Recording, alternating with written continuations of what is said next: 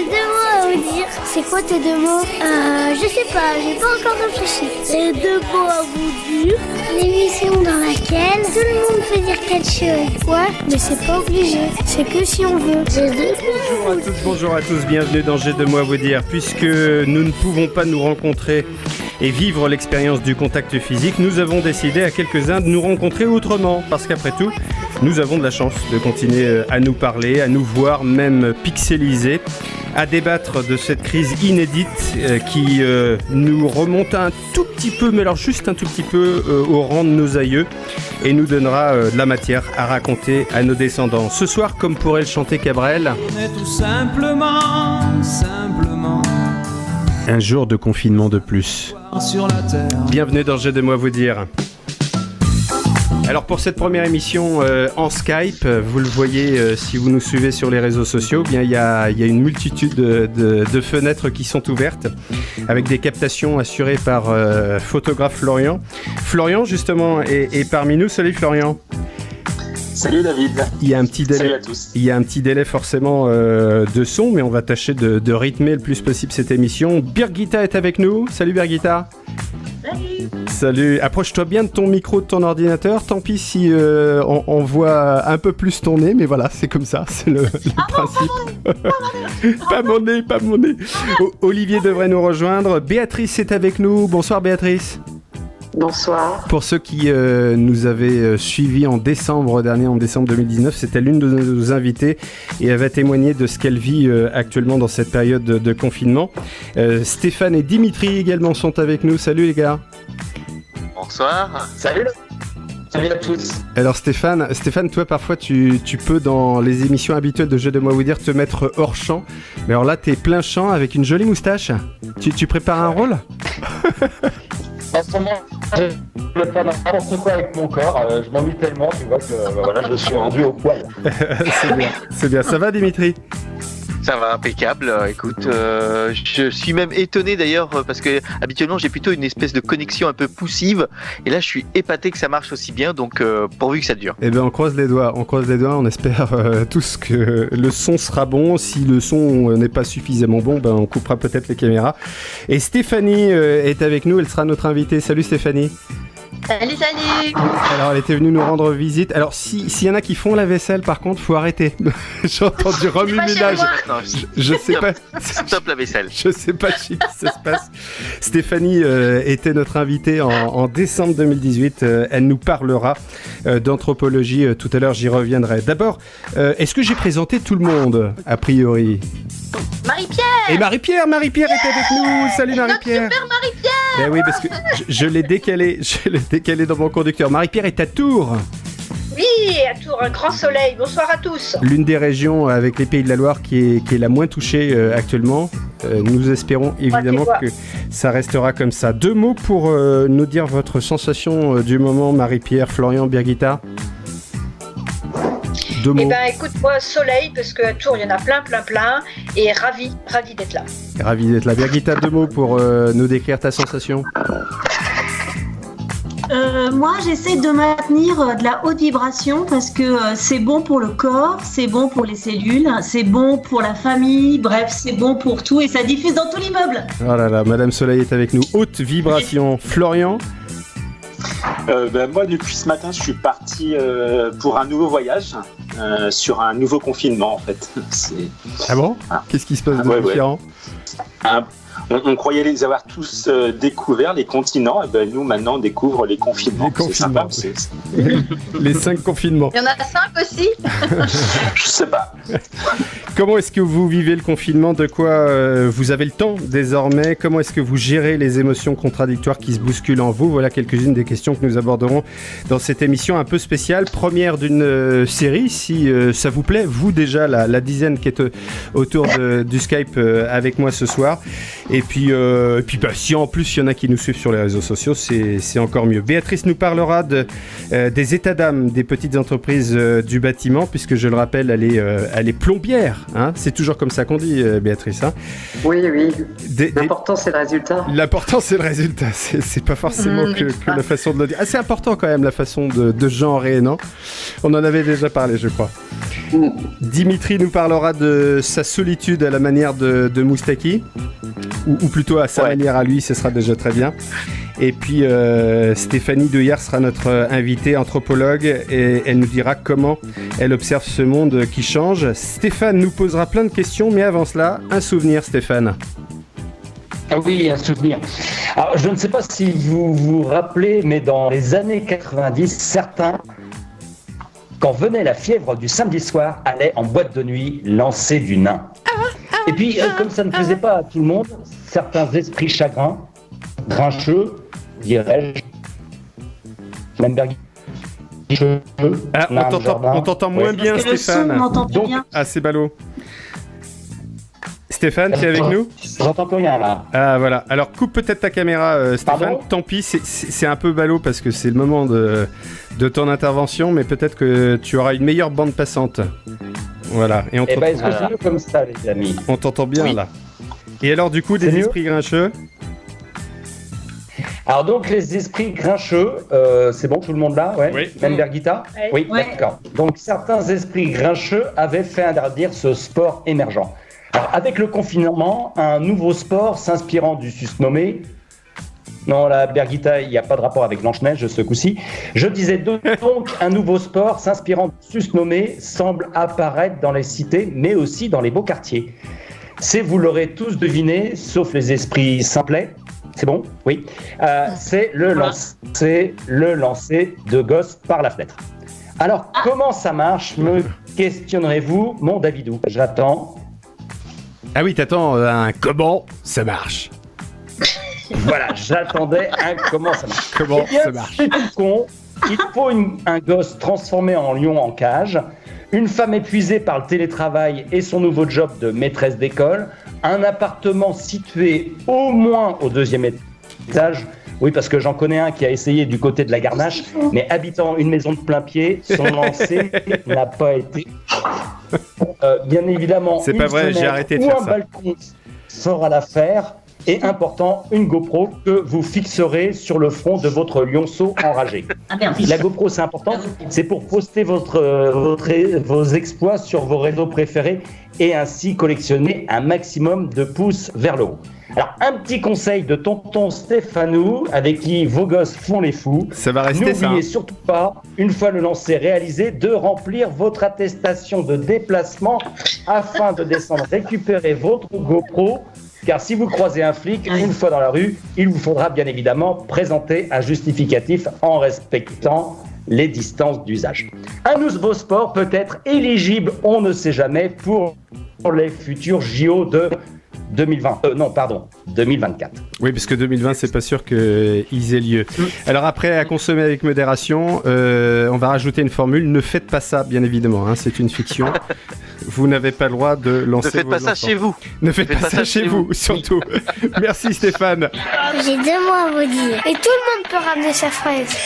C'est le principe de cette émission, évidemment. Tout le monde ramène sa fraise. Moi, j'ai envie de vous poser une question, les amis. Qu'est-ce qui se passe de différent dans vos vies, là, depuis une semaine, depuis le début du confinement ? En tout cas, moi, Attends, ma fille a eu peur là. Hein. Je vous préviens, ma fille elle est sur le balcon, elle a flippé là.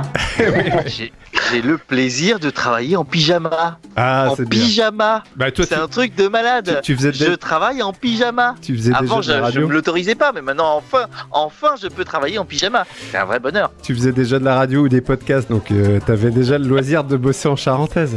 Ne mens pas. Exactement, Ne mais mens pas. je me l'autorisais pas. Là, maintenant, je me l'autorise, quoi. Qu'est-ce qui se passe de différent dans vos vies ? Je regarde Canal comme une malade, c'est gratuit. Canal est Je gratuit me en suis ce fait moment. tous les films, je crois, tous. Tous les Vikings, tous. Ça y est, je suis bonne. Marie-Pierre, à Tours, qu'est-ce qui Alors, se passe ? Ouais, mais moi j'ai décidé de faire une journée de jeûne par semaine. Ah Et oui, donc j'ai commencé juste après le déjeuner là, de ce midi. Donc pour l'instant ça va très très bien. Jusqu'à demain soir. Donc tous les mardis, du lundi soir au mardi soir, je ferai un jeûne pour connaître aussi un peu une forme de manque qui va me permettre de me décentrer de moi, peut-être pour être encore plus ouvert, plus à l'écoute de tout ce qui se passe autour de moi. ça sert à ça le jeûne ? Entre autres, il y a plein d'autres bienfaits. Il y a plein d'autres Oui, ça peut bienfaits. être ça. Heureusement que tu n'étais pas là juste avant de prendre l'antenne parce que tu nous as rejoint un peu au dernier moment parce qu'il y en a qui ont sorti leur tablette de chocolat. Donc planquez vos tablettes. Ah, ça, s'il vous plaît. S'il vous plaît. Stéphanie, notamment, fait partie de cela. Stéphanie, qu'est-ce qui se passe de différent dans ta vie depuis une semaine ? Écoute, moi j'ai un rapport au temps qui est en train de se modifier tranquillement et je trouve ça vraiment délicieux, je dirais. Alors là, je parle vraiment de moi, hein, pour le coup. Je dis pas que dans l'absolu c'est quelque chose de génial pour tout le monde, mais moi j'ai la chance de vivre dans une forêt à laquelle je suis pas assez souvent connectée, je trouve. Elle est pas fermée, la forêt de Saint-Jean-de-Mont, là ? Tu dis quoi ? Elle est pas fermée, la forêt de Saint-Jean-de-Mont, là, en ce moment, Écoute, du fait de... Elle n'est pas fermée à proprement dit, par contre c'est vrai que les sorties sont limitées, quoi. Ouais, bien sûr. Il faut y aller avec le chien. Il faut y aller avec... Oui, c'est ça, c'est le passe-droit, en fait. Si t'as pas ton attestation, faut un clébard. C'est un petit peu ça quand même. Florian, à ma connaissance, tu n'as pas de chien. Comment tu vis cette semaine ? J'ai acheté un chat du coup et comment je vis cette semaine ? En fait, j'expérimente du coup une nouvelle manière de travailler avec les clients parce que certains continuent à travailler. Et puis il y a juste un truc qui m'embête, c'est pour savoir quel jour on est dans la semaine. Oui, c'est clair. Du coup, je regarde la météo. Et quand il fait beau, je me dis qu'on est dans la semaine. Heureusement que le reste du temps, c'est le week-end. Ouais. Ouais, heureusement qu'Evelyne Delia continue à bosser de chez elle sur un fond vert, sur sa tapisserie de chambre toute verte. Stéphane, comment tu la vis cette semaine ? Qu'est-ce qui s'est passé de différent pour toi ? Eh ben écoute, ça faisait déjà 15 jours que nous avions décidé de vider les placards, donc de manger ce qu'il y avait dans les placards et le congélateur avant le confinement. Et écoute, on avait déjà bien entamé les placards. Et là, on continue. Et au vu de notre estimation, on en a encore pour 15 jours. C'est pas mal. Alors, on est deux à la maison. Et là, tu te dis, mais qu'est-ce qu'on fait d'accumulation de temps de... Alors, il n'y a pas beaucoup de boîtes de conserve, mais il y a des plaques. J'ai fait aucune course depuis une semaine. Et il nous reste encore au moins 15 jours. Et c'est passionnant à vivre parce que ça nous oblige à cuisiner, à être très imaginatif. Par contre, rassure-moi, tu as un mur de PQ dans ta chambre. Alors j'en avais dans le bâtiment, aussi bien au Airbnb que donc là ça va. Donc ça va, tout va bien. Béatrice, avant de nous livrer les états d'âme du bâtiment, puisque je rappelle tu diriges une société dans le champ de la plomberie, qu'est-ce qui est différent pour toi depuis une semaine ? Je cuisine et je suis confinée. Qu'est-ce qu'on mange ce soir ? Il devient un apprenti cuisinier. Alors, qu'est-ce qu'on mange ? Il se bat, il donne des fessées à des pizzas. Il a du mal. C'est un peu le carnage, mais bon, on y arrive. On y arrive quand même. Alors, plus sérieusement, le bâtiment fait partie de ces secteurs d'activité qui se posent pas mal de questions en ce moment. Est-ce qu'on continue les chantiers ? Est-ce qu'on les arrête ? Qu'est-ce que tu observes et qu'est-ce que tu vis, toi, en tant que dirigeante ? Alors, en tant que dirigeant, en tant que personne qui travaille dans le bâtiment, on fait face à l'amateurisme du gouvernement. C'est-à-dire que il y a eu 2 amateurismes. Il y en a un que j'ai suivi, et puis le deuxième, j'ai décidé de ne pas le suivre. Le premier, c'était on ferme les restos et on continue à voter le lendemain, ce qui était idiot. Bon, j'ai fait preuve de civisme, j'y suis allée. Et le deuxième... Attends, on va faire une pause là-dessus si tu veux bien. Qui est allé voter en se posant peut-être pas mal de questions justement sur l'intérêt du scrutin. Il y a déjà une semaine, j'ai l'impression que c'était il y a 3 ans, moi. C'est ça. Est-ce que tout le monde est allé voter et s'est posé cette question du sens qu'avait ce scrutin ? Moi, je suis pas allé voter. C'est-à-dire que là, c'était même pas à partir du moment où il était posé comme acte qu'on devait rester confiné. J'ai même pas compris pourquoi on a maintenu le scrutin, quoi. Alors, je sais que d'un point de vue légal, machin, démocratique. Il n'y avait pas le confinement encore. Il n'y avait pas le confinement. Il y avait l'arrêt des écoles et des restos. Il y avait du bon sens. Il y avait du bon sens, je suis d'accord. Ouais, c'est ça, je suis d'accord aussi. Voilà, donc il y avait ce qu'on appelle en management une injonction contradictoire. Oui, c'est ça. Exactement. Tout à fait. Et après, donc pour revenir au bâtiment, il y a eu un double effet qui se coule. C'est-à-dire que lundi, on scrutait, on s'attendait à des choses. Donc lundi soir, tous mes collègues, comme on dit dans le domaine, ont pris les gaules sur les chantiers tout en se disant le président va parler ce soir. Et puis on verra ce qu'on fait demain, puisqu'on suit, on suit ce qu'il y a à faire dans une crise sanitaire de la sorte. Et en fait, il y a eu le discours du président, et là, ça a été l'interrogation. Et nous, on fait quoi? Parce que le discours, c'était il ne faut pas sortir, il faut être confiné, sans dire le mot d'ailleurs. Et vous faites du télétravail, et si vous ne pouvez pas faire du télétravail, et si c'est urgent, vous allez travailler. Mais il se passe quoi? On ne savait pas trop, et c'était les interrogations de mes collègues. Et puis, d'ailleurs, on s'est dit, moi je l'ai interprété en disant, non, le bâtiment doit travailler, parce que le bâtiment, c'est, quand on dit quand le bâtiment va, tout va, c'est fort économiquement, c'est 2 millions d'actifs. Et je me suis dit, on nous dit d'aller bosser parce qu'il y a peut-être une crise sanitaire, mais il y a une crise économique et voilà, faut les mettre sur le terrain, faut les envoyer au charbon. Et en fait, c'est ce qui s'est passé avec le rappel à l'ordre de ma chère Mumu, parce que j'appelle comme ça. Muriel Pénicaud. Un peu énervée. Qui a indiqué que les ouvriers du bâtiment et les employeurs, les chefs d'entreprise, étaient des défaitistes et manquaient de civisme parce qu'ils n'allaient pas bosser et qu'ils mettaient à plat l'État d'un point de vue économique.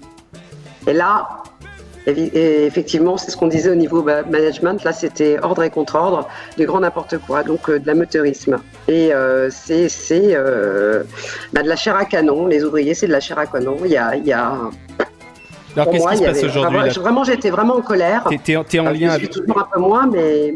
T'es en lien avec tes collègues, tes confrères, tes consoeurs de la CAPEB notamment, et puis d'autres structures oui, comme alors, ça, de fédération des problématique, artisans. on n'avait pas besoin de ça, on n'a pas besoin de mettre de l'énergie sur des polémiques qui sont ces polémiques-là. Sous-jacent, elle disait également que le personnel de bâtiment ne faisait pas partie des personnes qui auraient le chômage. Là, on ne parle pas des TNS, des travailleurs non salariés, qui sont des patrons d'entreprise. Voilà, il y avait aucune... en fait, ils étaient mis de côté. Alors, ce qui s'est passé, ça a bougé, parce qu'évidemment, tout le monde est monté au créneau. Donc, on a des divergences politiques avec les confédérations, mais là, face à une crise de la sorte, on est tous unis. Vous êtes liés, là. Et ouais, alors on est unis, évidemment. Et alors, la décision, c'est... On retourne plus travailler. Il y a eu un accord hier qui aurait effectivement du chômage pour les salariés. Hier, dimanche 22 mars, pour ceux qui nous suivront dans quelques jours. Voilà, hier, et qu'il y avait un accord où on était d'accord pour éventuellement se remettre au travail, à condition qu'il y ait un guide pratique de travail, de travailler dans les bonnes conditions. Parce que la problématique, c'est qu'on est employeur, donc on est garant de la santé de nos ouvriers. Aujourd'hui, on peut pas les mettre en sécurité sur des chantiers. Comme il y a d'autres professions qui ne sont pas en sécurité, mais il y a de l'urgence. Nous, il n'y a pas d'urgence à aller faire une salle de bain. Qui accepterait aujourd'hui, là, vous êtes trois, qui accepterait qu'on vienne travailler, qu'on vienne chez vous travailler alors que vous gardez des mômes de vos mômes et qu'on va toucher partout, c'est incohérent, il n'y a pas de bon sens.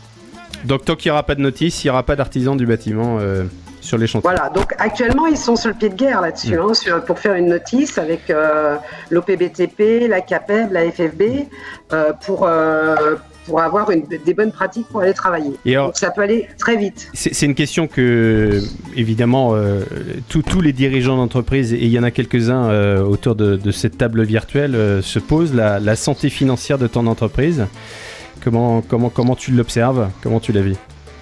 Ça va être compliqué. La première chose, puisque j'ai appelé des collègues, une des premières choses, c'est la trésorerie. Parce que même s'il y a chômage partiel, il y a avance. Donc quand une entreprise est en flux tendu, moi j'ai discuté avec un collègue, quand vous avez 10 salariés et que vous avez le salaire à virer à la fin du mois de mars, et que vous n'avez pas de rentrée d'argent, alors sur un mois ça peut le faire, mais après ça peut être très très compliqué. Et puis d'après ce qu'on entend, ça va durer assez longtemps quand même. Réaction Birgitta, en tant qu'ex-restauratrice, tu dois être en lien encore avec des restaurateurs, j'imagine. Ouais, je suis en lien avec des restaurateurs, je suis en lien même avec des thérapeutes, je suis en lien avec des personnes, des auto-entrepreneurs. Et y en a, ils savent même pas sincèrement, comment ils vont payer leur bouffe à la fin du mois, quoi. C'est un truc de malade. Donc, outre les salaires, leur salaire, il va pas rentrer. Ils se disent qu'ils vont jamais avoir les lettres de 1500 € là, qui va peut-être tomber de l'État si on remplit tous les papiers comme il faut bien. Alors justement, est-ce qu'ils y croient ? Est-ce qu'ils y croient au fait de toucher ces 1500 €? Est-ce que ça va venir ? Et puis deux, est-ce que le quoi qu'il en coûte du président Macron, ça a fait un écho chez les artisans, les commerçants ? En fait, il y a un discours, mais derrière, il n'y a rien qui suit. Parce qu'il y a un discours, il y a eu le discours, il y a une incohérence totale et c'est pas fluide et ça ne peut pas fonctionner. Il met tout le monde en colère. Il met tout l'artisanat en colère. Quand il a dit la santé d'abord et peu importe ce que ça coûte, et que le jeudi, Muriel Pénicaud traite les artisans parce que c'est traité, c'est un manque de respect. C'est vraiment, il y a deux mondes.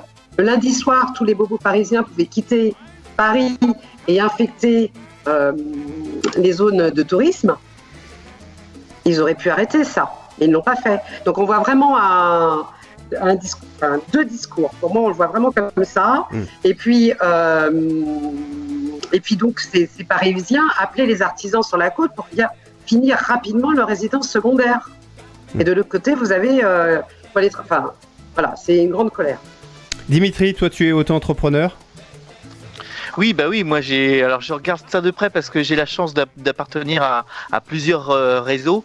Et donc, on essaye actuellement de choper de l'information, essayer d'avoir de l'information précise sur comment ça va se passer pour les auto-entrepreneurs. Alors, je vais pas vous mentir, moi, les 1500 €, j'y crois pas. Mais effectivement, par contre, il y aura forcément des choses qui vont être mises en place. En tous les cas, on a des sources, alors à vérifier évidemment, mais on a des sources qui nous laissent à penser qu'il y aura des aménagements.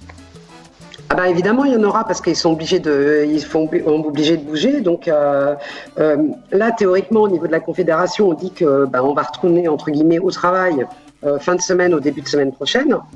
Mais attention, il y a plein de. Déjà, il faut que les clients nous acceptent. On travaille pour 70% pour des particuliers.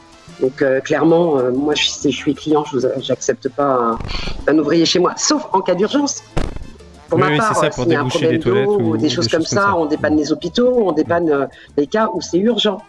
Mais toute l'économie, elle a été un petit peu arrêtée, donc on estime que si on sait mettre en sécurité des ouvriers, ce qui n'est pas gagné, puisqu'il n'y a pas de masque pour ceux qui travaillent dans le milieu médical. Donc, mais si on estime qu'on a toutes les données pour aller travailler et qu'ils puissent travailler en sécurité, on estime qu'il y aurait à peu près 25% des chantiers qui pourraient repartir. Donc c'est pas grand-chose, 25%. Donc il y aura beaucoup de casse. Il y aura de la casse économique, ça c'est clair. Dimitri. Parce qu'on parle d'un mois et demi, quelque chose comme ça, 2 mois. Pardon, Stéphanie. Oui, moi en fait ce que j'entends et ce que j'observe, alors déjà moi je suis en SARL, donc c'est pareil, j'ai toutes les interventions qui ont été ajournées.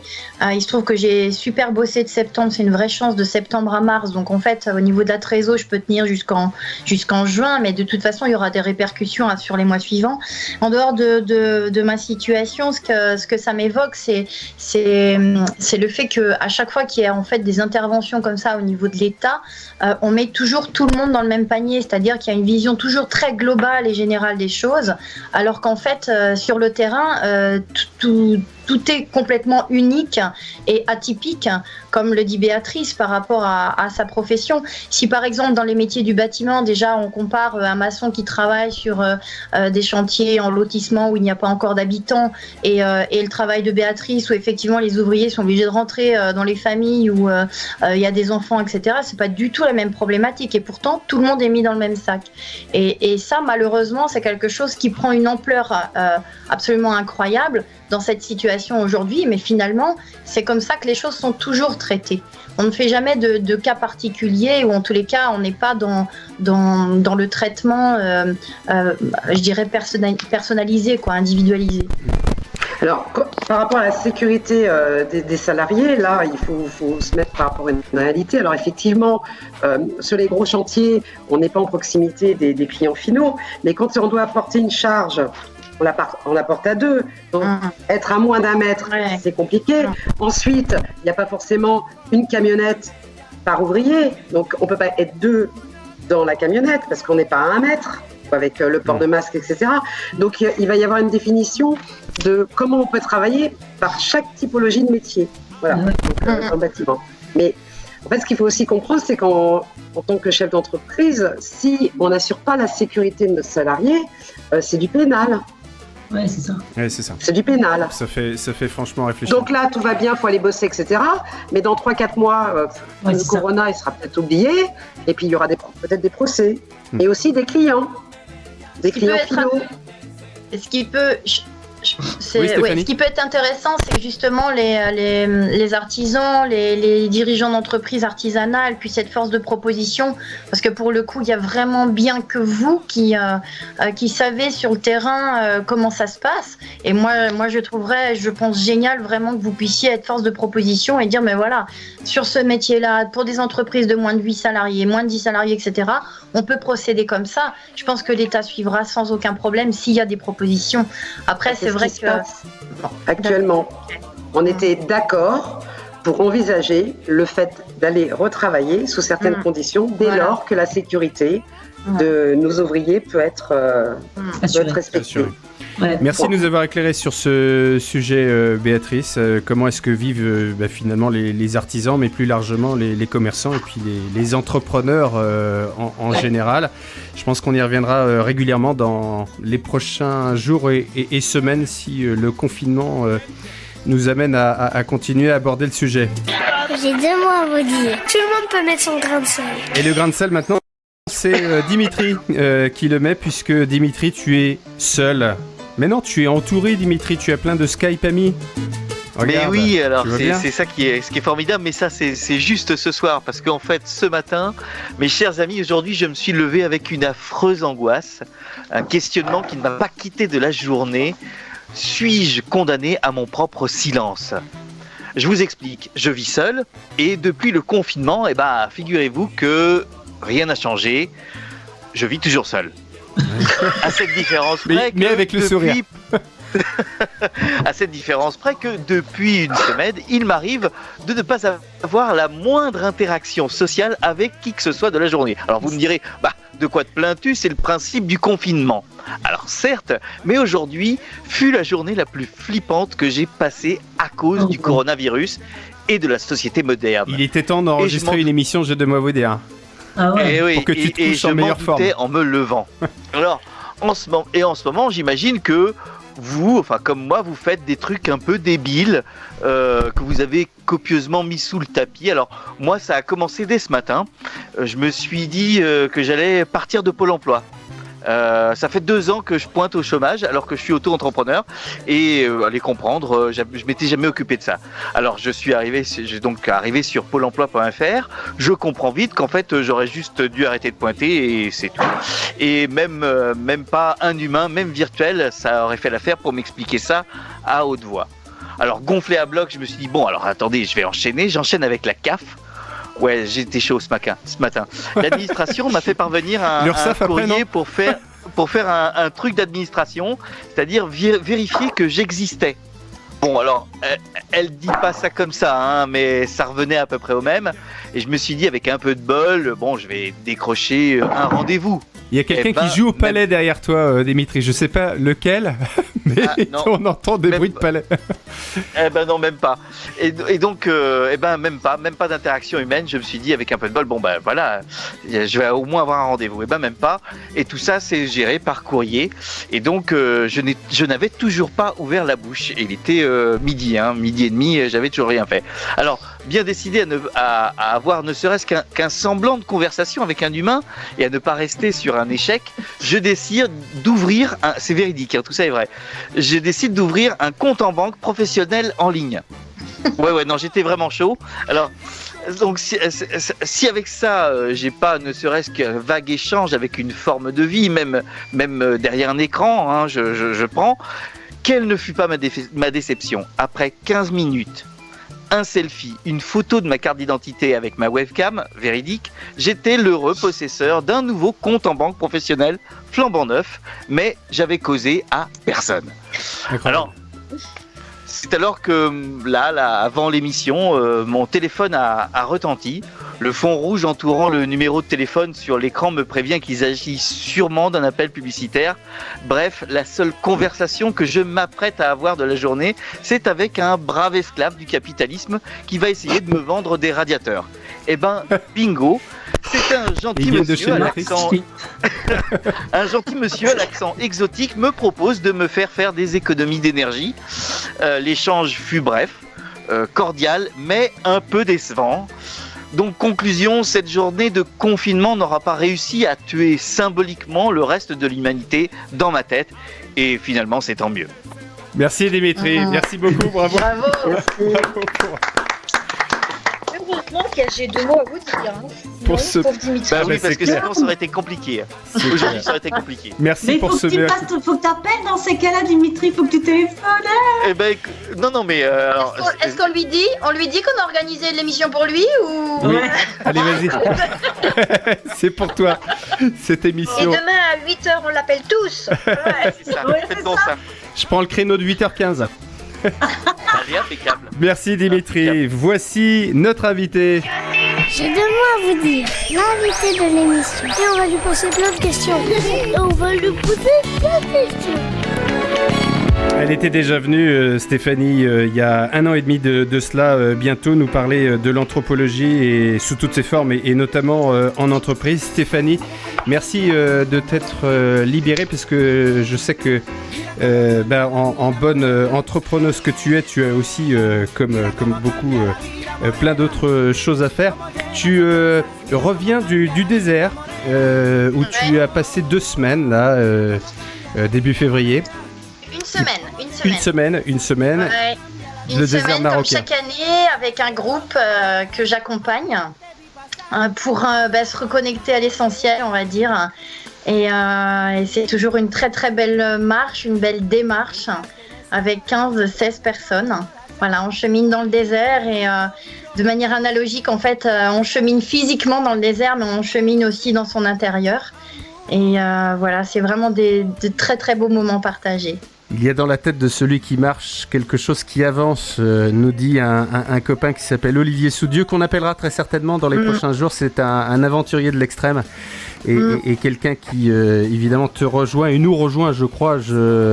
J'aimais l'hypothèse que ça parle à tous ceux qui sont dans cette émission ce soir. Alors tu te reconnectes à toi-même dans ce désert, et puis tu prends l'avion, tu te reconnectes à ton portable en arrivant en métropole, et qu'est-ce qui se passe à ce moment-là ?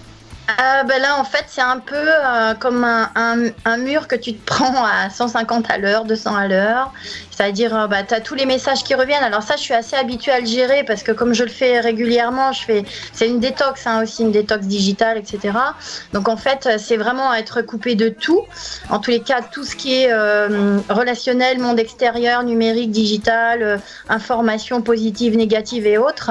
Et en fait, là, cette fois-ci, on rallume le téléphone et en fait, on se rend compte que le microbe du coronavirus s'est étendu et qu'il y a des mesures qui commencent à être prises à droite à gauche, et y compris en France. Donc voilà. Donc je dirais que c'est à la fois c'est violent, puis en même temps on est revenu tellement, je suis revenue en tout cas, et mon mari aussi, on était vraiment dans une énergie, nous sommes dans une énergie hyper positive. Il y a un Birgitta qui parlait de vibrations, monter les vibrations, c'est un peu ça, on arrive, on est complètement gonflé à bloc. Ce qui fait que dans les moments un peu de questionnement, on se reconnecte vraiment, je dirais spirituellement, ou en tous les cas en image avec ce qu'on a vécu là-bas, parce que notre cœur est toujours connecté là-bas. À quel moment l'anthropologue prend le dessus sur les émotions de Stéphanie ? Écoute, c'est assez régulier, si tu veux, il n'y a pas de moment, mais c'est à chaque fois que j'ai des informations comme ça qui me parviennent, c'est un peu comme si je faisais une sortie de corps. Vous allez me trouver très bizarre, je mange du chocolat et je fais des sorties de corps. Mais c'est vraiment cette idée de se mettre en mode méta, comme on dit, en métaposition et dire bon voilà, je regarde le monde comme si je n'en faisais pas partie. Qu'est-ce que j'observe factuellement? Et après, en fait, toutes ces informations que tu perçois dans l'instant présent, tu peux aussi les connecter à des choses que tu sais, à des cycles connus, à des informations connues pour essayer de comprendre en fait ce qui se joue là, quoi. Qu'est-ce qu'on est en train de vivre justement en ce moment? À quoi ressemble cette période?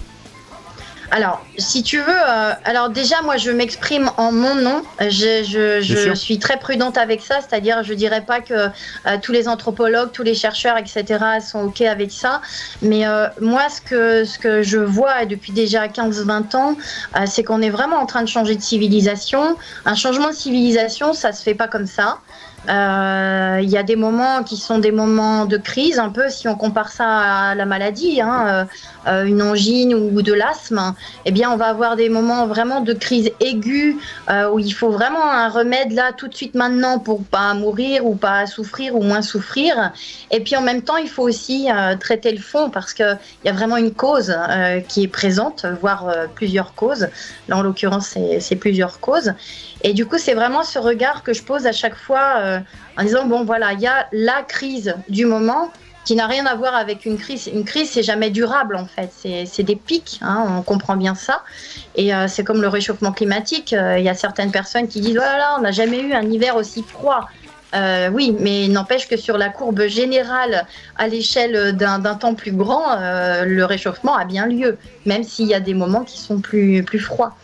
Donc voilà, c'est vraiment essayer d'avoir ce regard un peu plus large en termes de temps, d'histoire, et donc voilà. Marie-Pierre, vous voulez réagir, je crois. Ouais, moi je voulais te demander, Stéphanie,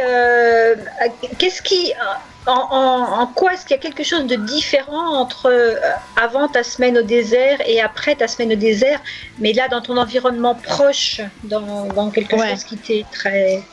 Ouais, personnel, presque personnel, tu veux dire, ouais. Bah là, je dirais, si tu veux, moi j'ai ce rapport au temps. Je le disais, je crois, à David ce matin, que je trouve vraiment délicieux parce que c'est comme si le temps était, je sais pas comment dire, comme si les secondes, les minutes, les heures battaient beaucoup plus lentement. Comme si j'étais en hyper-perception de tout ce qui se passe et du coup vraiment une appréciation du temps présent en mode très positif quoi. Alors je sais bien que ça fait un peu provocateur de dire que je suis positive dans cette période-là, mais finalement j'apprécie tout ce que je suis en train de faire. J'ai recommencé à prendre le temps de cuisiner, à observer les choses, à se balader, à aller sentir là les fleurs qui sont en train d'apparaître. C'est des choses que j'avais plus le temps de faire ces derniers mois. Donc mais là, tu aurais peut-être fait quand même sans avoir été dans le désert. C'est en fait oui, là tu parles du désert, tu parles pas spécialement de la période qu'on est en train de vivre. Oui, je disais par rapport au désert, est-ce qu'il y a quelque chose de différent? Oui. C'est la perception des choses. Je pense vraiment la perception des choses et des émotions. Et ouais, je pense vraiment qu'il y a quelque chose qui est un petit peu plus... je vais pas dire le mot écorché vif parce que ça ferait appel à la douleur alors que c'est pas douloureux. Tu vois, mais je sais pas, quelque chose d'un peu plus sensible ou même quand je me mets en méditation par exemple, j'ai tout de suite des choses qui me parviennent quoi. Florian? Voilà. Je voudrais te demander, Stéphanie, en fait, comment tu penses que les Bédouins avec lesquels tu as évolué pendant une semaine réagiraient face à une crise comme celle que l'on vit en ce moment? Eh ben, il faut savoir que les amis berbères, là, Youssef, Hamid, ils sont en train de vivre ça de la même manière que nous. C'est-à-dire qu'ils sont confinés, ils sont isolés. Ils ont exactement les mêmes règles à appliquer que nous. Autant que le Québec a 3 semaines, il y a à peu près 3 semaines de décalage, autant que eux au Maroc, ils sont exactement dans le même timing au niveau de la gestion du virus. Le Québec, alors attends, a 3 semaines d'avance ou de retard? Pardon? Le Québec a 3 semaines d'avance ou de retard? J'ai pas suivi le Québec. Oui, enfin retard. Quand on dit retard, c'est déjà jugeant, mais ce que je veux dire, c'est qu'il y a un décalage de 3 semaines. Ils viennent de commencer le confinement, c'est ça que tu veux dire? Pardon? Ils viennent de commencer le confinement, le Québec, c'est ça que tu veux dire? Oui, à peine en fait. Ils ont arrêté les établissements scolaires il y a 1 semaine. D'accord. Oui, bien comme nous alors. Comme nous finalement. Oui, mais ils ont le droit de circuler. Il n'y a absolument pas de confinement avec des attestations, avec tout ça. C'est la vie continue, les gens continuent à travailler. Enfin, les mesures qui sont prises sont pas du tout. Sont pas les mêmes que chez nous. Ouais, c'est ça. Tu parlais de cause tout à l'heure. On est dans un monde complexe et le regard systémique. La systémie, tout le monde en fait, c'est pour faire archi simple, c'est l'étude des relations aux autres. Nous sommes composés d'autant d'éléments que nous sommes en relation aux autres selon un certain processus, selon un certain contexte. Et si on prend ce regard systémique, on parle finalement assez peu de causes, on parle de complexité, c'est-à-dire d'une multitude gigantesque d'éléments. Comment y voir clair dans cette complexité? Première question. Et puis, deuxième question, c'est quoi la part de responsabilité de l'homme dans tout ça? En fait, si tu veux, quand tu dis c'est un regard, moi je pense que c'est le regard. La systémie nous offre aujourd'hui en fait une compréhension du monde complexe, toujours par une petite lorgnette, je dirais. C'est comme si on avait des rouages qui sont tous interdépendants les uns des autres, et dès que tu bouges un rouage, tu comprends qu'en fait toutes les roues se déplacent et se repositionnent. Et c'est le cas pour tout ce qui est de l'ordre du vivant. On parle souvent de complexité du vivant, mais c'est ça, c'est autant la richesse, le mystère du vivant que sa complexité. Et donc ça c'est la manière dont tu poses le regard. Donc là, les écosystèmes, notamment humains, mais aussi végétaux, animaux et autres, sont tous interdépendants. Et je pense que vraiment l'homme, même si c'est multifactoriel, l'homme est venu perturber, je dirais, cet écosystème, ces écosystèmes, parce qu'il n'y en a pas qu'un. C'est comme des superpositions en plus. Et dans les choix qu'on a fait de vie, je dirais même depuis presque des milliers d'années, quand on se sédentarise il y a 5000 ans, 7000 ans, on fait des choix. On fait des choix d'être propriétaire de la terre. On fait des choix de couper des arbres sur des kilomètres carrés, des milliers de kilomètres carrés. Et on a plein d'exemples comme ça où en fait l'intervention de l'homme sur la nature s'est faite au détriment du vivant. Mais en quoi c'est relié à ce virus? Pardon? En quoi est-ce que Alors, je trouve pas le terme, pardon, mais en quoi les idioties, pour faire simple, de l'homme, en fait, si tu veux, les hérésies de l'homme sont liées à ce que nous vivons actuellement? Il y a des zones sur la planète où il y a une concentration d'élevage, et ça c'est à partir du néolithique qu'on a commencé à élever les animaux, à les domestiquer. Il y a des concentrations encore aujourd'hui sur la planète, et notamment en Asie, où on va élever des animaux dans des lieux confinés avec une promiscuité très très forte avec l'humain. Et si tu veux, le virus, mais comme n'importe quelle bactérie ou virus, s'adapte à cet environnement du coup de confinement et de promiscuité, et il a passé la barrière, c'est-à-dire que le virus a passé la barrière du milieu animal, est arrivé sur l'homme, mais ça arrive en fait régulièrement depuis. Ça veut dire qu'il aurait fallu vivre chacun dans son coin? Pardon? Ça veut dire qu'il aurait fallu vivre chacun dans son coin? Non, justement, je pense que là aussi, essayer de ne pas poser une vision binaire des choses, c'est-à-dire c'est tout ou rien, c'est blanc ou noir, c'est gauche ou droite, etc. Je pense que notre salut, il n'est pas dans cette pensée binaire, il est bien dans la pensée systémique, écosystémique. Et c'est pas dire ne plus vivre à proximité des animaux, mais c'est dire en tous les cas ne pas les concentrer dans des cages à des millions d'animaux, avec les humains qui vivent à proximité, etc. C'est vraiment...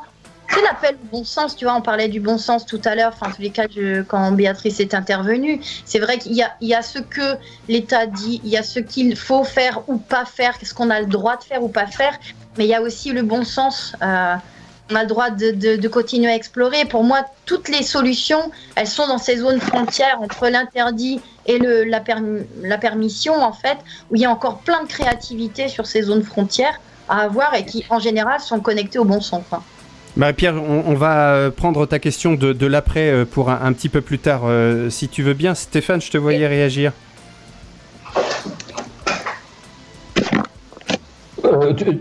Tu veux que je réagisse sur quoi? Je sais pas, je t'ai vu acquiescer à plusieurs moments, donc c'est sans doute pas une question, mais... Oui, tout à fait, non, parce que c'est ce qui se dit, effectivement, c'est la concentration d'hommes. Pourquoi ça part de l'Asie et régulièrement de l'Asie?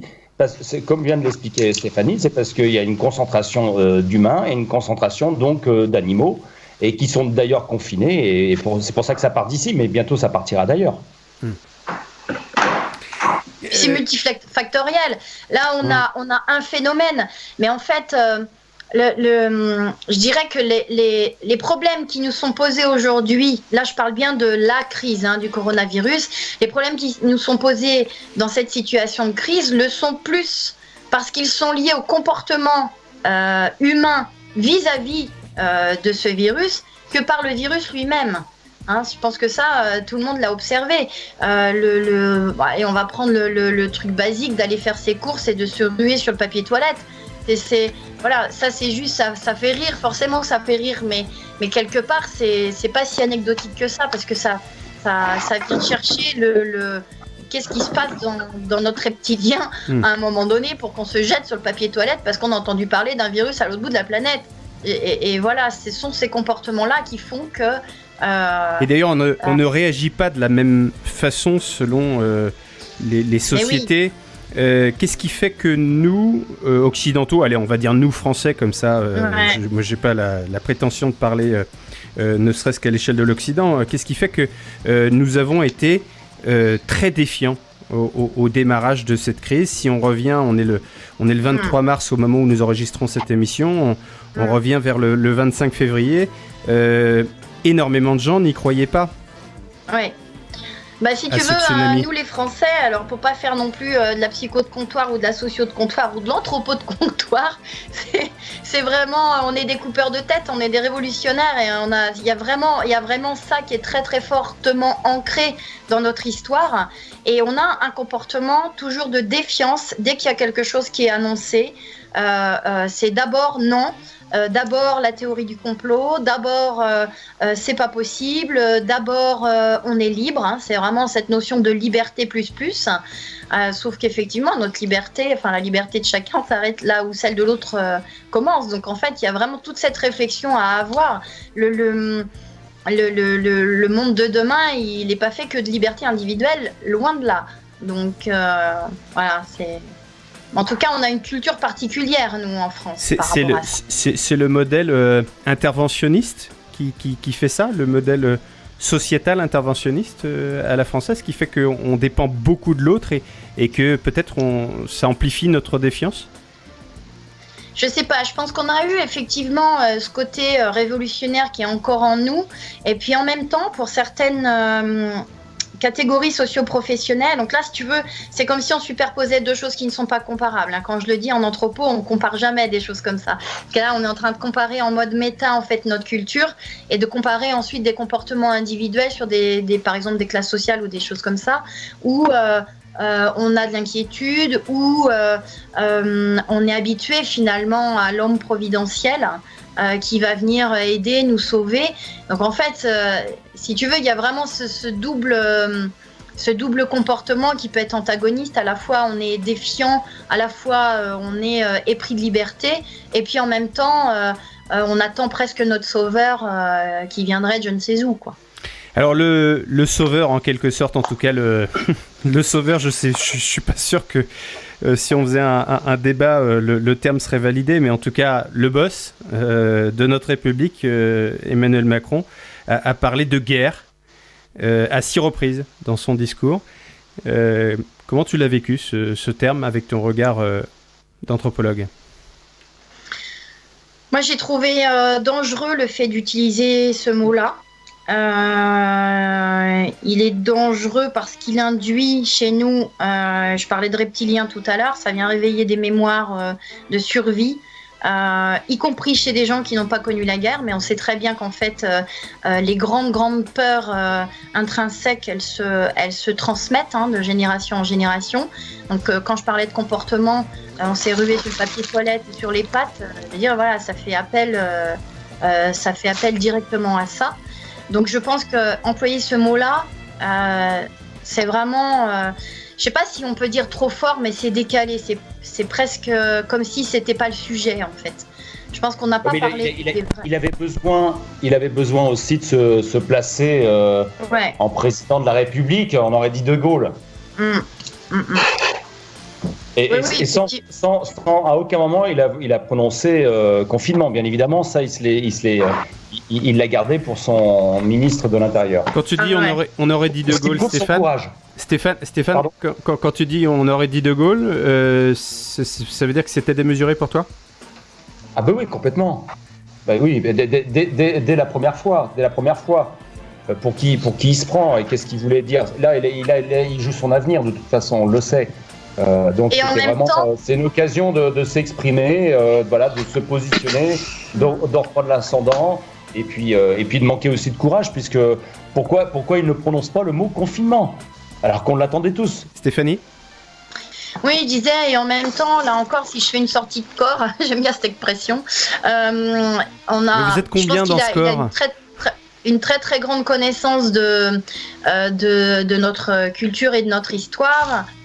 Il a des informations effectivement qui lui sont venues d'Asie et notamment de Chine, où la Chine a été capable de confiner 56 millions d'habitants en l'espace de très très peu de temps.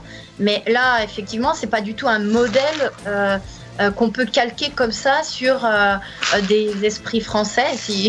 Mais à quel prix de la liberté ça a été possible aussi ? C'est-à-dire qu'effectivement, les Chinois sont beaucoup plus obéissants que nous, mais quelle liberté en temps normal ? C'est exactement ça. Et puis, il y a peu d'informations qui nous parviennent aussi de là-bas. Donc après, moi, je suis assez prudente sur toutes les informations. Stéphane, je peux observer ce que ça génère, par contre. Stéphane et puis ensuite Birgitta. Stéphane, juste, qu'est-ce qu'il aurait fallu que le président Macron dise, d'après toi ? Quelle posture ? Qui prononce le mot. Et puis qui nous demande vraiment, parce qu'à l'époque on n'y était pas encore, ce qui nous demande justement cette discipline qu'il n'a pas osé faire. Alors, il s'est positionné en chef de guerre, mais il n'a pas réuni comme il faut et mobilisé ses troupes, à mon sens. Birgitta ? Ouais, moi je lis pas mal de choses justement sur les différents comportements des pays qui viennent de... Et les gens n'ont pas du tout effectivement la même attitude, c'est-à-dire qu'il y en a qui vont pas être en confinement, mais qui vont penser comment transformer leur état d'esprit, tout ça. Moi, ce qui me choque beaucoup, c'est que je parlais tout à l'heure de vibration, j'ai lu beaucoup de choses là-dessus, et aussi par rapport à la 5G, et etc. Tout ça, c'est très lié. Je trouve, et sincèrement, il parlait des mots guerre, etc. Et on voit qu'il y a des mots qui ont une résonance sur notre vibration. Et il y a des mots qui baissent la vibration. Et il y a un moment, plus tu baisses la vibration d'un monde, moins ils ont l'énergie et la capacité de trouver la force. Et il utilise des mots qui épuisent l'être. Et à la fois, Birgitta,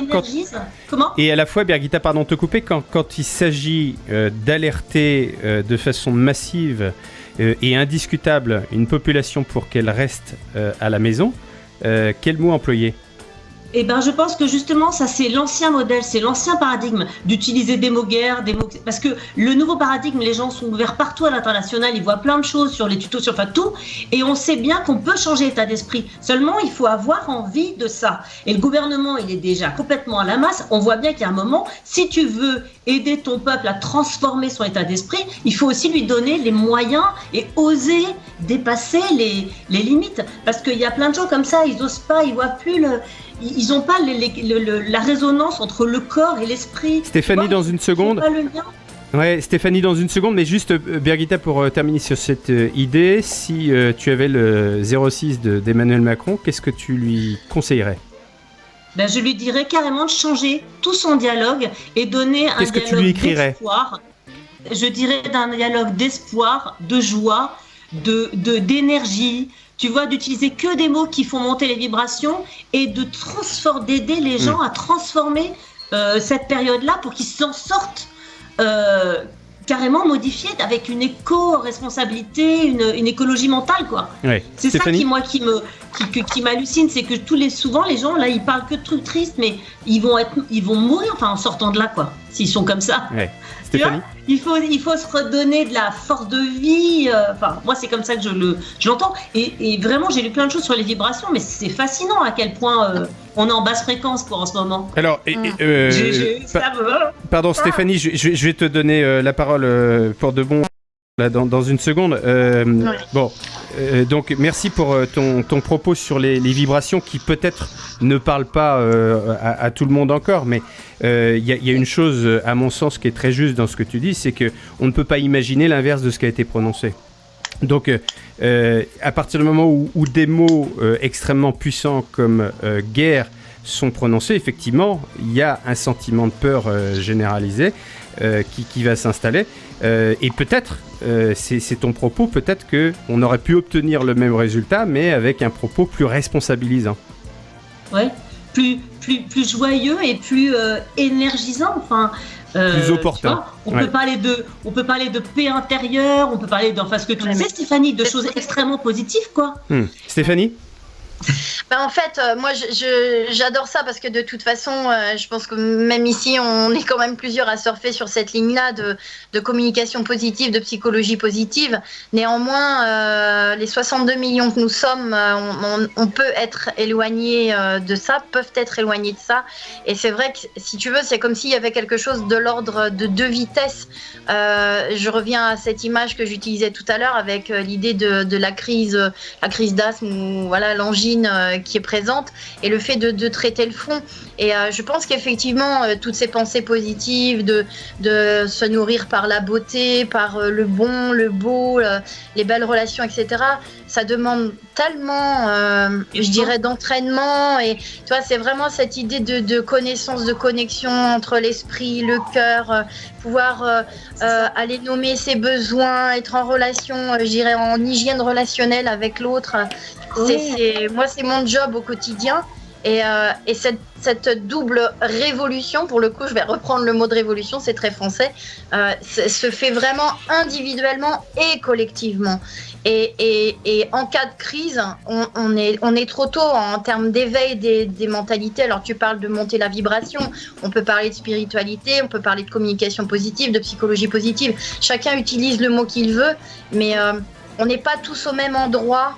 Ça ne veut pas dire qu'il y en a qui sont plus avancés que d'autres, mais on n'est pas tous au même endroit, on ne vient pas tous du même endroit. Et je pense qu'il faudrait vraiment qu'on ait cette chance à un moment donné, ne serait-ce que par l'école ou par des institutions, de pouvoir avoir accès à ça, de manière à pouvoir avoir une résonance quand notre président ou peu importe prend la parole, ça vienne activer chez nous quelque chose qui est de l'ordre du bon sens et de la bonté et de l'amour universel. Enfin voilà, c'est pas cucu, hein, je le dis pas pour être cucu, c'est pas du tout ça, mais c'est vraiment.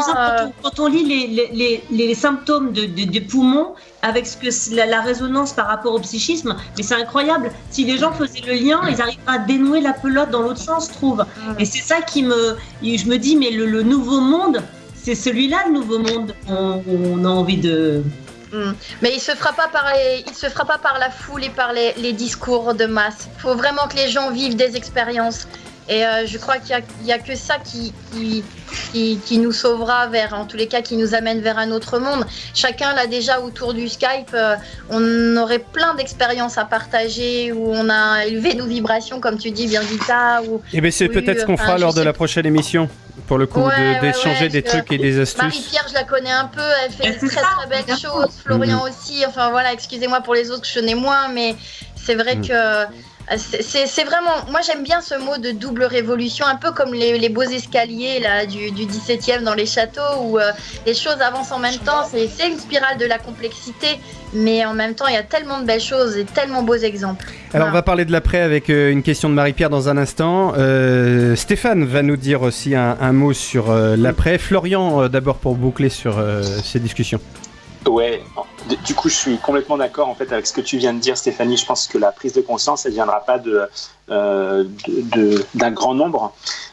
Du coup, ce que je suggérerais, c'est que David, tu sois porteur en tant que journaliste d'un courant de psychologie positive. Pas avec mes petits bras, pas avec mes seuls petits bras. On parle beaucoup du discours du président. Un truc qui n'existait pas il y a encore quelques années, c'était la puissance en fait des médias. Et notamment des faux médias avec le pouvoir des réseaux sociaux. Et en fait, ce qui est surprenant, c'est que avant même que le président de la République prenne la parole, avait déjà circulé tout au long de la journée tout ce qu'il allait dire en fait. En partie. Ouais, en partie. Et en fait, ce qui est du coup, ça aide pas les gens à prendre en fait les bonnes décisions pour eux, probablement pour la planète, puisqu'en fait, je pense que tout le monde attend toujours perdu, l'autre. En fait. Donc, je pense qu'on attend toujours l'autre, c'est ça que tu veux dire ? Comment ? On attend toujours de l'autre, c'est ça que tu veux dire ? On attend toujours de l'autre parce que finalement on sait plus à quel saint se vouer en fait. Donc est-ce que tu veux être notre saint S-A-I-N-T, David ? Je ne sais pas, on va d'abord procéder à un vote, démocratie oblige. C'est important. Les Québécois, Marie-Pierre, là, elle le sait parce qu'on était en voyage au Québec ensemble il y a quelques années. Les Québécois aiment à dire ce que je regarde se développe. Ouais. Et moi, j'aime beaucoup ça parce que quand on parle de spirale de la complexité, notamment dans nos modes de gouvernance ou dans les visions qu'on peut avoir des choses et de la vie, eh ben, en fait, si tu regardes quelque chose qui est cacaboudin, eh ben, ça va être encore plus cacaboudin. Et si tu regardes quelque chose et que tu es dans l'émerveillement, eh ben, ça va être encore plus merveilleux. Et j'aime beaucoup cette citation, ouais, on peut le dire, c'est comme un petit guide. Et c'est peut-être ça aussi, notamment, que peut nous apporter cette période, une période avec davantage en tout cas de temps, de silence, pour mieux s'écouter de l'intérieur et entrer en relation d'une façon plus opportune, plus apaisée avec nous. Et puis faire des choses différentes. Là, on pourrait poser la question à chacun d'entre vous, c'est quand quelque chose pour la première fois. Alors attends, ça a coupé la question. De ce qu'on est en train de vivre. Reformule ta question, Stéphanie, ça a coupé. Je disais, on pourrait poser la question à chacun de vous, c'est quand la dernière fois que vous avez fait quelque chose pour la première fois ? Et d'habitude, quand on pose cette question-là, il y a des gens qui peuvent trouver, il y a 5 minutes, ils ont fait quelque chose de nouveau, puis d'autres, ils disent il y a quelques années. Mais je suis sûre que la période qu'on est en train de vivre génère le fait qu'on est en train de vivre des premières fois. Et ça, c'est chouette. Ouais. Eh bien, écoute, moi je propose de laisser cette question en suspens pour la prochaine, pour que nous puissions, la dizaine que nous sommes aujourd'hui, observer dans les prochains jours ce que nous allons faire pour la première fois et peut-être engager pour la première fois. C'est le moment. Chouette. C'est le moment d'écouter Stéphane. J'ai 2 mots à vous dire. Et on pourra plus nous dire, c'est pas tes mots. Stéphane, en ces temps de confinement, eh bien, nous sommes tous amenés à nous poser des questions.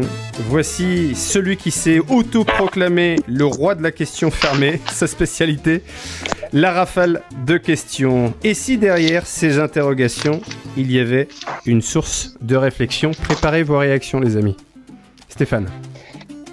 Après le confinement, service public ou privé ?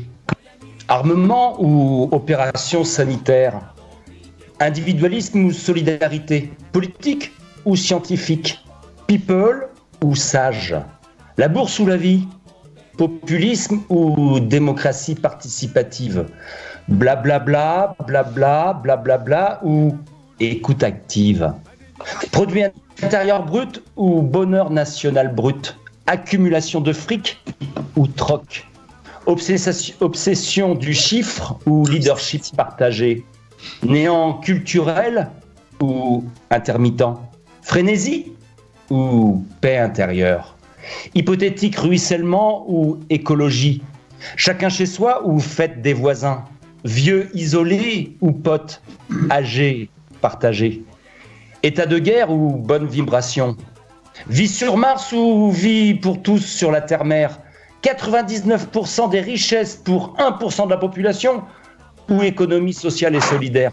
Migrants ou aide humanitaire ? Voyager ou préserver? Trump et consorts ou Greta Thunberg et sororité? Frexit ou Europe? Obsolescence programmée ou récupérette? Chine ou AMAP? Amazon ou Amazonie? BFM ou France Culture FM? Le bonheur dans les publicités ou cuisine avec nos enfants? Les Marseillais versus les débiles ou les films versus les livres? Netflix ou spectacle vivant? Prospection ou introspection? Glyphosate ou abeille? Industriel sous plastique ou local en bocal? Souffrance animale ou plaisir gustatif? Bouffe ou nourriture? Multinationale ou scope? Face à face ou infobésité? Liberté, égalité, fraternité ou liberté, égalité, solidarité? Passé ou présent? Futur ou présent? Autruche ou colibri? Soumission ou réinvention? Alors, sans aucun doute, la nature humaine reprendra ses droits aveuglément après le confinement. Avant que la nature reprenne les siens, tôt ou trop tard, définitivement. Que ceux qui préfèrent majoritairement les premières solutions à mes questions restent confinés le temps nécessaire d'infusion. Merci Stéphane. Bravo. Qui veut réagir? Qui partage son écran? Qui partage son écran et qui veut réagir? Ah, il y a Schmoll dans le Skype là. Ouais. Il y a peut-être trop de souhait de réagir, je ne sais pas. Moi j'aime bien l'idée du colibri. Alors j'aime toutes les idées que tu viens d'évoquer, Stéphane, et c'est celle du colibri qui me touche le plus. Ouais. Il y a une jolie petite vidéo qui circule. J'aime beaucoup le potager partagé aussi. Stéphanie? Moi, j'aurais bien rajouté aussi ciel bleu ou ciel strié. Parce qu'en ce moment, on voit un grand ciel bleu et il n'y a plus de traînées d'avion.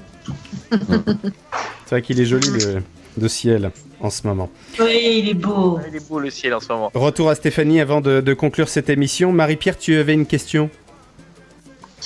Oui, tout à l'heure, j'avais vraiment envie de te demander, Stéphanie, déjà merci pour ton intervention parce que j'abonde complètement, tu as toujours des très belles paroles, merci beaucoup.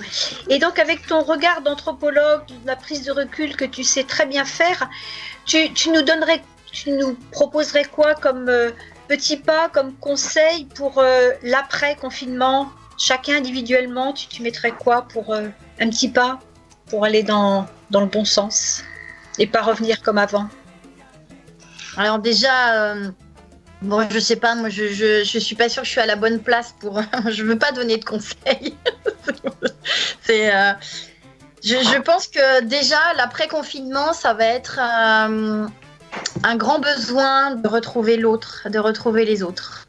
On a quand même des instincts grégaires à aller se coller les uns avec les autres, donc je pense qu'on va vivre ça pleinement.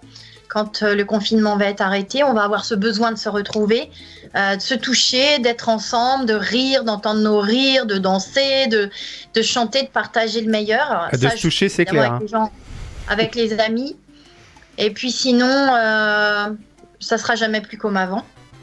Ça, j'en ai l'intime conviction. À chaque fois qu'on vit une crise, en fait, dans cette évolution vers autre chose, vers ce nouveau monde, on ne revient pas comme avant. Et ce que j'aime à chaque fois, c'est qu'en fait, ce qui se construit après les crises, c'est vraiment quelque chose qui se construit sur de l'expérience et quelque chose qui est pérenne. C'est pas comme si on nous avait imposé, je fais exprès d'utiliser le on nous avait imposé de maintenant de s'éclairer à la bougie ou etc. Là, on va faire notre expérience nous-mêmes, et si on choisit consciemment de faire perdurer telle ou telle chose, de ne plus faire de réserve dans le placard, de ne plus avoir autant de vêtements, de cultiver chacun son jardin pour être son jardin intérieur et son jardin dans le jardin. Eh bien, je pense que si vraiment ce sont des choix vécus par l'expérience, ça va être pérenne et on est en train de construire ce nouveau monde grâce à ça. Merci beaucoup, Stéphanie. Super. Merci. Dimitri, une Merci, question Stéphanie. ou un conseil technique sur le Skype? Je te voyais réagir. J'ai l'impression qu'il y a quelqu'un qui partage son écran et je pense que c'est Stéphanie. Et je pense. Je le partage avec qui?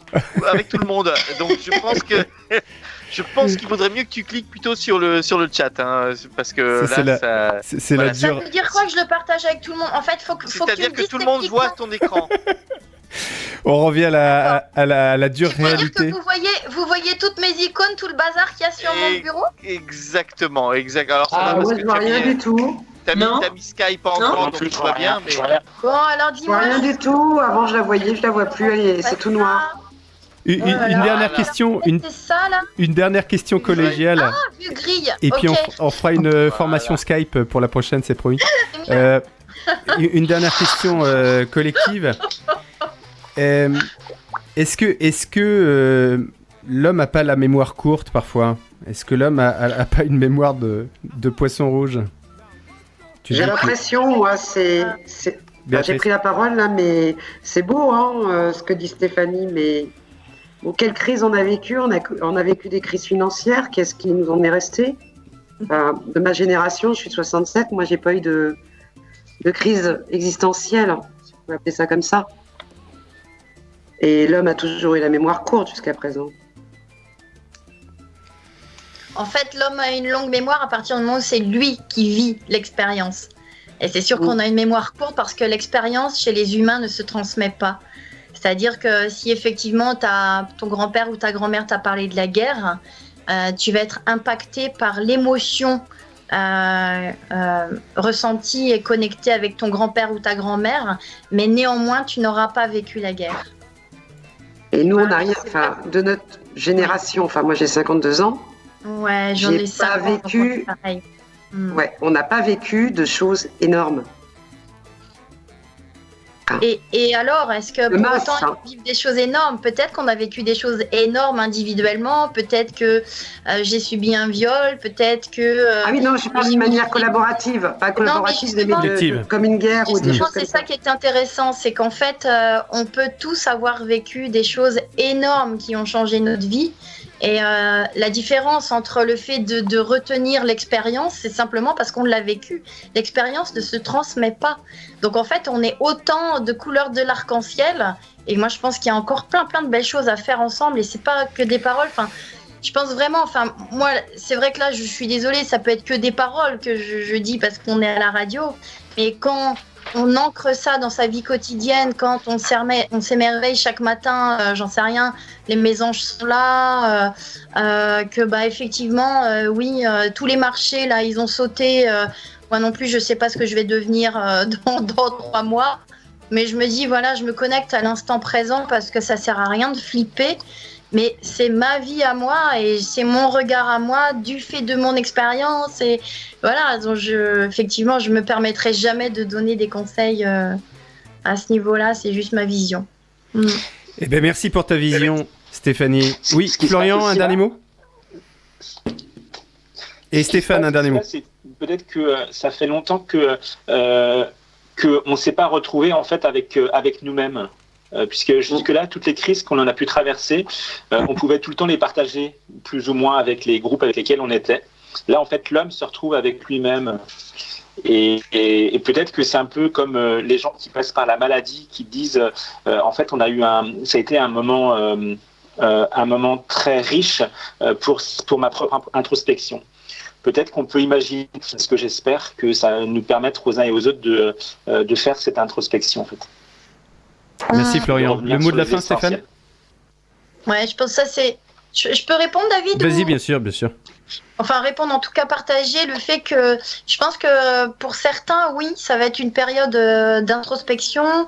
Et pour d'autres, moi j'ai tellement apprécié le silence qui s'est instauré cette semaine, qui est venu me connecter au temps d'une manière différente. Et ce silence-là, c'était pas qu'un silence parce que je n'entendais pas de bruit, c'était vraiment un silence presque énergétique. Je sais pas comment exprimer ça autrement. Mais en fait, il y a des personnes, et je le vois bien, parce qu'on est tous dans des réseaux, en tous les cas, je suis sur plusieurs groupes de réseaux, etc. Il n'y a pas de silence, c'est-à-dire que la nature a horreur du vide et que tout de suite, on remplace ce truc-là par des Skype, des Zoom, des machins, des ceci, des cela. Et c'est vrai que moi, j'ai envie de... C'est-à-dire ce qu'on est en train de faire, en fait. De connecter à ce silence-là, quoi. Ouais. Ça aussi, il faut être conscient. Bon, voilà. C'est-à-dire ce qu'on est en train de faire, mais pour le coup, on a... À la limite, on le choisit. Tu sais, j'aurais pu te dire non. On le choisit, ça. Voilà, on a un tout petit peu le mérite, effectivement, de regarder avec un poil de hauteur, peut-être notre société, notre intérieur changer. Regardons aussi nos animaux et leurs réactions, nous dit, c'est Birgitta qui a écrit ça ? Ouais. Regardons les animaux aussi, observons. Voilà, observons, c'est peut-être l'une des conclusions de cette émission aujourd'hui. Pourquoi tu dis ça, Birgitta ? Parce que moi j'ai observé mon chat et en fait je trouve que le fait qu'on soit là, ils sont présents et ils parlent pas, mais ils sont là, ils nous regardent. Et quand je me regarde, moi, mon chat qui est hyper mignon, il me demande, tu vois, on a l'impression qu'il y a une espèce d'effet miroir et c'est hyper beau, quoi. Pour une fois que j'ai le temps d'être avec lui et que je le zappe pas et que je lui file pas la bouffe et que je me casse, là j'ai le temps de lui parler et en fait tout est très effet miroir de tout ce qu'on vit. Moi je trouve ça sublime, vraiment sublime. Stéphane, justement. Moi aussi je l'ai constaté avec mes différents animaux et assez rapidement, mais c'est comme si eux aussi ils avaient changé d'attitude. Ouais. Comme s'ils ressentaient quelque chose. Alors ça peut être ça, c'est mon interprétation, mais c'est peut-être aussi que nous les regardons différemment aussi. Et on prend le temps de vivre autre chose avec eux, plutôt que de se précipiter à leur donner à manger, leur faire une caresse et leur dire à ce soir. Il y a ça. Maintenant, moi je voulais réagir aussi par rapport à ce que disait Stéphanie. Moi je suis de nature optimiste, mais aussi réaliste. Et je pense que malheureusement, alors là nous sommes, je me permets de le dire, vraisemblablement entre personnes privilégiées. Pour la plupart, nous habitons dans des maisons, dans des jardins, on a la possibilité de nous cultiver, on a pris conscience d'un certain nombre de choses depuis pas mal de temps, je parle au moins pour moi, mais je pense qu'il y a des personnes qui ne vont rien capter, et quelle que soit d'ailleurs la catégorie socio-professionnelle. Il y a des gens, ils vont repartir pleine balle, ils pensent qu'à une seule chose, c'est repartir boursicoter, ou d'aller acheter, de faire les soldes, ce genre de choses. Et ça, malheureusement, c'est la grande majorité. Oui, vraisemblablement que cet événement va accélérer le mouvement de prise de conscience d'un certain nombre, prise de conscience que j'ai pris il y a de ça peut-être une dizaine d'années. Mais pour moi, c'est déjà trop tard, je le dis. Et la nature nous envoie des signes. Le grand tout nous envoie des signes, mais malheureusement, pour moi, c'est foutu. Voilà, optimiste, mais Qu'est-ce qui est foutu ? Qu'est-ce qui est foutu, Stéphane ? C'est que on en aura d'autres des épisodes comme ça jusqu'à temps que ça soit la fin. Bien sûr. C'est fini parce que les gens, il y a qu'une seule chose. Je le dis, c'est le bonheur grâce aux publicités. Regardez toutes ces pubs qui sont d'ailleurs en train d'évoluer parce qu'il y a plein de choses qui ne se vendent plus, donc les annonceurs changent bien sûr leur fusil d'épaule. Mais le bonheur, il ne passe que par la consommation, par posséder ce que le plus riche de nous a. Il n'y a que ça qui compte. C'est un comportement, Stéphane, c'est un comportement, ça. Tout le monde n'adopte pas ce comportement. Oui, mais on va faire la bascule ensemble. Je le souhaite. Eh bien, on va terminer sur ces belles paroles, si vous voulez bien. Moi, je retiens notamment de ce que j'ai entendu ce soir. Quand est-ce que... c'était comment la formule de Stéphanie ? C'est quand la fois où vous avez fait quelque chose pour la première fois ? Voilà. C'est quand la dernière fois vous avez fait quelque chose pour la première fois ? C'est quand la dernière fois que vous avez fait quelque chose pour la première fois ? Peut-être que les prochains jours pourraient être consacrés à ça, si ça vous dit, les amis, d'observer des choses nouvelles. Et puis, une autre question aussi, comment faire pour faire durer la mémoire de l'homme ? Pour se rappeler durablement de ce qu'on est en train de vivre et des bribes de résolution que nous sommes en train de prendre. Vous connaissez Jean-Jacques Goldman ? C'est un jeune Oui. talent. Je ne sais pas si vous le connaissez. Il vient d'émerger. Oui, enfin un jeune talent. C'est un jeune talent. Il vient d'émerger. Je vous fais écouter un petit extrait parce que il a refait changer la vie. Je vous invite à suivre ça, notamment sur les réseaux sociaux. Il a refait changer la vie avec une dédicace à tous les soignants, tous les professionnels du commerce là qui sont sur le pont, tous ceux qui continuent à nous aider et à nous nourrir et nous soigner. Ils ont mille raisons de rester confinés, mais leur propre raison de ne pas laisser tomber. Ils nous donnent du temps, du talent et du cœur, oubliant la fatigue, la peur, les heures, et loin des beaux discours, des grandes théories, à leur tâche chaque jour, sans même attendre un merci.